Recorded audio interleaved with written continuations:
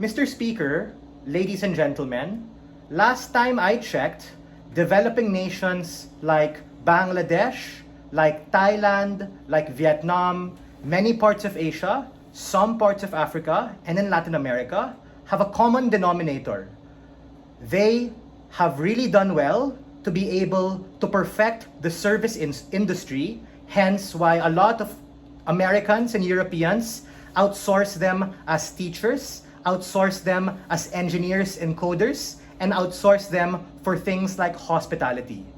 The service industry is not nascent in these developing nations. It's something thriving to the point that a lot of these countries have millions of overseas foreign workers who work abroad and send remittances back home. They are valuable to the economy. What we believe, coming from side government, is that in order to gain a competitive advantage and preserve what you already have, you need to do what you're doing well, as opposed to dabbling in things like manufacturing, which are nascent in these developing nations. That is not to say we in parts of Asia do not have infrastructure, we do not have Wi-Fi, we do have those things, but even if in the world that they operate in, which we don't have those things, I don't think why we should have to build a manufacturing hub for routers or Wi-Fi capacity. We need to be able to outsource that if we really need it in order for us to be able to be functioning, to continue exporting the best thing we do, which is human capacity and talent. There are three pushes I have from side government. Number one, I am going to talk about the valuation of labor and how right now there is largely this whole misunderstanding, oh, manufacturing, you're so much better. If you do service stuff, you're just a nurse, you're just a waiter. I'm gonna shatter that worldview. Secondly, I'm going to talk about how economies of scale work in order to be able to develop nations, to protect the competitive advantage they already have. And thirdly, I'm going to weigh the nature and opportunity cost of investment when you prioritize manufacturing, a harm that exists solely on side opposition. Before that, a couple of extraneous rebuttals. The first speaker gives this assertion of how it's not set up properly and it's going to be used poorly. I have a couple of responses.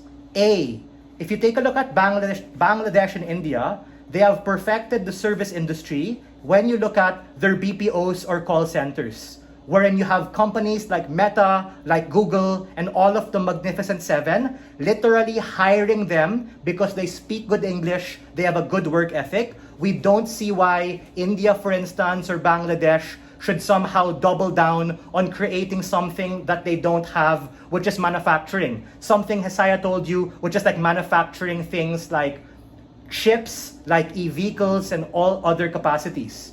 B, this push about agrarian industries. Ladies and gentlemen, if you're not aware, many developing nations in Africa or in Asia are actually along the Pacific Ring of Fire, which means you have many earthquakes, you have multiple tsunamis, hurricanes, and storms that plague us during half of the year. That is to say, that's the reason why we have to be able to import rice. As sad as that is, we simply are not geographically positioned to be able to do that manufacturing, even if they assert that labor is cheap. We tell you, yeah, labor is cheap, but raw materials, technology, IP, and capacity is not. Labor is cheap, which is precisely why we want to be able to continue exporting, because that's where our competitive advantage lies. A Filipino nurse or a Thai nurse not only is beautiful and kind, but they are also cheaper on a per unit economics basis. Sure, POI, respond. Yes, so developing the service industry doesn't mean making more nurses, it means developing the nursing industry. So it's like you make more call centers, that is developing a service industry. Just sending more people abroad isn't the development of an industry domestically. You are just sending people out. Those people will go out in our world as well. The government doesn't do anything there. No, bro, you have to defend the burden of manufacturing. We're completely fine with supporting like building more hospitals and stuff that are service oriented, whether that be domestically or internationally. But we think we're willing to bite the burden and also say that we rather support the service industry when we export thousands of people all across the world who give back millions upon millions of pesos or dollars through remittances, something that Hisaya talked about in his speech that the previous speaker had ignored. Let's talk about the valuation of labor. Currently, right now, there's so much romanticization for things like manufacturing because it fucking sounds cool. Because you want to be able to do things like build a factory, build a supply chain.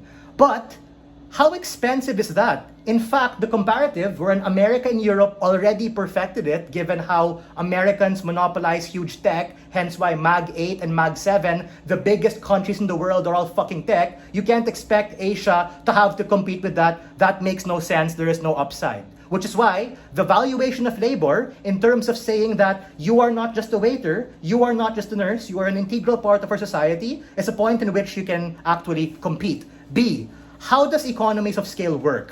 In order to get economies of scale for service, which we already have, contrary to popular belief, good can always get better. We reject this whole BS about working on your weaknesses, brah. Nah, we're leveraging our strengths to be able to compete more. Why? Because when America and Europe start looking at us as a threat, because now we're getting into industries they already have, is a point in which they're likely to crowd us out, put certain trade embargoes and blocks on us, not subscribe to us, or heck, even buy us out. We rather have what Hisaya mentioned, which remained unresponded to, which is being able to have this mutually beneficial relationship, you scratch mine, I scratch yours.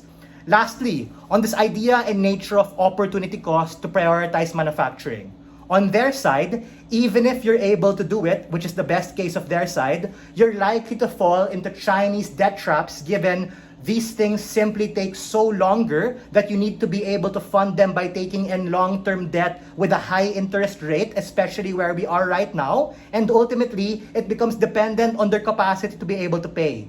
Ladies and gentlemen, it sounds cool, it sounds sexy, it's a terrible thing to implement. Even if we do, it puts these countries at a disproportionate amount of risk. We rather have a competitive advantage where it's working, where we can optimize it. We are very proud to stand on side government.